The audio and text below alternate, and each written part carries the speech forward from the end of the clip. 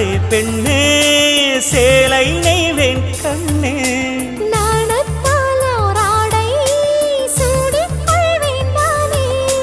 பாயாகும் அடி சொல்லாதே பஞ்சனை புதையல் ரகசியமே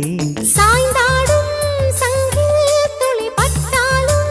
முத்தாகிடும் முத்துண்டே செம்பூவே பூவே உன் மேகம் நான் வந்தால் ஒரு வழியுண்டோ மன்னவன் விரல்கள் பல்லவன் ஒளியோ படை கொண்டு நடக்கும் மன்மத சிலையோ